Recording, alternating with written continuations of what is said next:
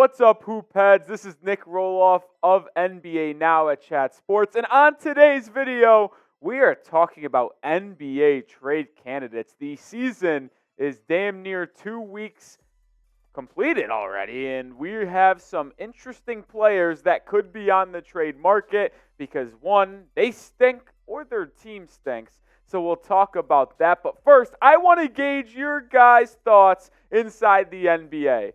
2 weeks down, who is the best team in the NBA? Is it the reigning champ, the Denver Nuggets? Is it the Boston Celtics? Let me know in the comment section who the best team in the NBA is on your opinion. Said that way wrong, but let's cycle and go through some NBA trade candidates. And we start with the Chicago Bulls shooting guard, Zach LaVine, the former UCLA Bruin. And I feel like he's been in trade rumors for about 3 years now, and I don't think they're going to slow down anytime soon because, in my humble opinion, the Chicago Bulls have to blow it up because, in the words of myself and producer Jeff Cooperstein, they stink. But realistically, they do have a legit issue. That roster is constructed horribly. Vucevic can't defend a soul inside. DeRozan and LaVine have not worked together. The only time they have worked together is when my main man Lonzo Ball was running the show. But since he got hurt, it's been really ugly in Chicago. And LaVine is actually having a down season through 8 games played. He's usually averaging 25 plus. That's down to 22.5, and his efficiency is also down as well. LaVine not off to the hottest starts in this 2023 season. 32% from 3 for Mr. LaVine is straight up horrific. He's usually much better than that. Some teams that I have my eye on for potential play on Zach LaVine, well, Bovada Sportsbook had these 5 teams as the odds leaders for LaVine's next team. The Heat always going to be in that top spot regarding Zach LaVine. They need some scoring to help their fourth quarter woes. The Nets, Knicks, Hawks, and Mavericks round out the list. I don't get the Hawks or Mavericks, to be honest, because they both have a set backcourt. So I don't understand where that's coming along. The Knicks, Nets, and Heat, though, all do make sense. I want you guys to call your shot. I mentioned that LaVine's been in trade rumors for about 3 seasons now. Will Zach LaVine finally get traded this year? Let me know. Type Y for yes, type N for no. It's today's pinned comment. I really want to know what you guys think, so answer it for me in the comment section. Next on the list is Pascal Siakam, the forward for the Toronto Raptors. Siakam has had an interesting career starting out of nowhere and now being one of the faces of the Toronto Raptors, but it is just downright not good for the Raptors and Pascal Siakam right now. And you might say to yourself, well, why would the Raptors trade a guy like Pascal Siakam? Well, there's a couple of reasons in my opinion. One, Siakam is an actual unrestricted free agent this upcoming offseason, so the Raptors couldn't even match a contract given to him from another team. It is completely unrestricted, so if he's not traded in the offseason, Siakam will have his pick of the litter when it comes to June and July. Number 2, the Raptors are in a very mediocre team, let's just say that, because they are stuck in no man's land. They're not good enough to beat the top-end talent in the East, but they're also not bad enough to end up having a top 6, top 7 picks. Guys like Scotty Barnes, Siakam right now are just too good. OG Anunoby, Dennis Schroeder, and Jakob Poeltl, but they're 3 and 4. They're not going to go anywhere. Siakam's actually struggling this year. His lowest point total of the last 4 seasons is his current number. I know it's only 7 games, but Siakam has really started slowly out of the gate here. His efficiency is down as well, and the Raptors are just a mess right now. I don't know what they're doing. They obviously moved on from Nick Nurse this past offseason. He's now with Philadelphia, but what is their direction? What is Masai really planning over in the 6? They have young guys like Grady Dick and Scotty Barnes who have played very well, but then you got the veterans like Dennis Schroeder and Pascal Siakam. If a team comes calling for Siakam and Toronto isn't sure if they want to extend him or sign him to a long-term deal in the offseason, maybe they just try to recoup some assets for him before he hits the open market in this upcoming offseason. I could see the Raptors trading Pascal Siakam to a contender.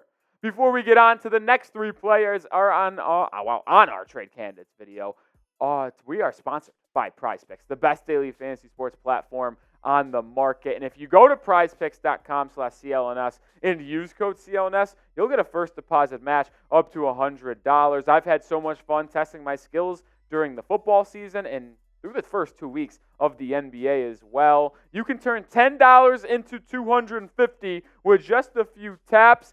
I made some selections before the season started. Anthony Edwards, more than 26 points per game. We'll check on where he is. 28.2, more than good for now. Paolo Banchero, more than 21.8 points per game. Oh boy, he is at 18.1. We are struggling in shambles. Hopefully Paolo can turn it around. And then Bam Adebayo, 9.3 rebounds per game. I took the more than. 9.3 on the dot. Oh, it's going to come down to the wire. I'm going to have fun keeping up with these picks with PrizePicks all season long. Join me, join comedian Andrew Schultz, join rapper Meek Mill, and others on PrizePicks, and use our code CLNS at prizepicks.com/CLNS to get that first deposit match up to $100. Shout out to PrizePicks.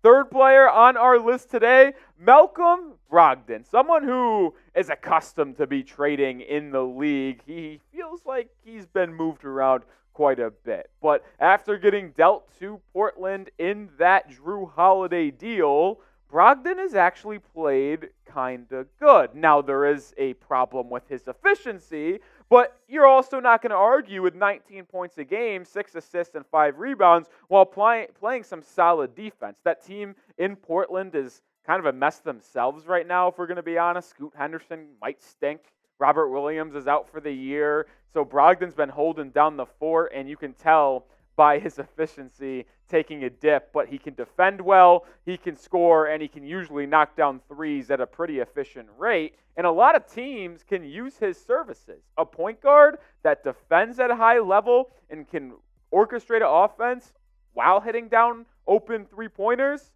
Miami, they could be interested. That's someone I'm looking at because they need someone other than Kyle Lowry. And if NBA trade rumors heat up, see what I did there, we'll have you covered. Join us here at Chat Sports, one of the best YouTube-based pages on the internet. You'll be covered with all NBA news and rumors, and we'll let you guys know the latest NBA trade rumors. Fourth on the list, Dorian Finney-Smith, the former Florida Gator and Dallas Maverick. He has actually played really, really well through 7 games this year in Brooklyn. I mean, 50% from the field, 44% from 3. DFS is having one heck of a start to the year while giving them the 14 points per game. This is unbelievable. And the reason why you might ask yourself, why would the Nets trade someone that is so pivotal to their success / just having this good of a year? Well, the Smoking Cuban, would you say a Dallas Mavericks blog? Yes? Okay. Had a source tell them, maybe not, but they reported that DFS would love a return to the Mavs. So maybe the Mavericks make a play on Dorian Finney-Smith at this trade deadline if the Nets go to sell. I don't know why they would because, well, the Nets wanted him in a package for Kyrie Irving. But hey, maybe Dorian Finney-Smith forces his way out. He just plays winning basketball. He would fit on almost any contending team. He's a good three-point shooter, as you saw. He defends at a good high level. He can also switch about 2 through 4.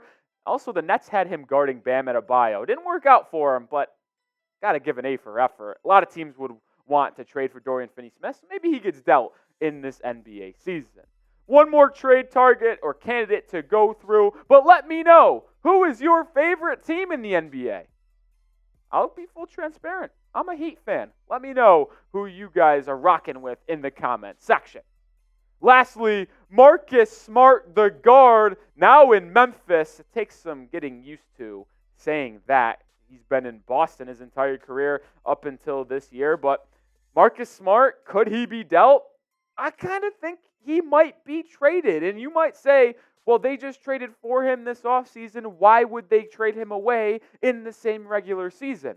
Well, the Grizzlies off to a horrific start. And by horrific, I mean the worst in the NBA. They have 1-6 record, which is the worst in the association. And Ja Morant is out 25 games, obviously 18 more to go due to that suspension with the gun issues. And if the Grizzlies just deem this to be a lost year and there's no point of competing this season because of how poorly they started, maybe they just try to recoup some assets and trade Marcus Smart. He's a model of consistency. He's going to give you 12 to 15 points a season every single year. 5 assists is just up his alley as well. Shooting 46.9% from the field for Marcus, that's actually pretty good. Efficiency's down from 3, kind of like Malcolm Brogdon, getting a little bit more usage than he's usually used to, which is why you might see those 3-point numbers take a dip. But like Dorian Finney-Smith, Marcus Smart is going to be coveted around the league. A winning basketball player, had success his entire career, plays good defense, plays smart kind of sometimes. Another pun there, smart play by smart.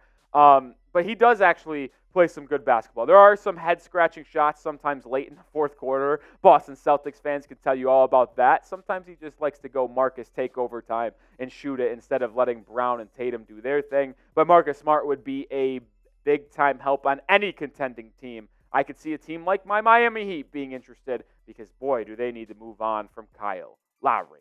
That's going to do it for today's show. If you want more NBA news, rumors, analysis, follow me on Twitter at Nic_Rohloff. I think I'm a good follow. Producer Coop thinks I'm a good follow.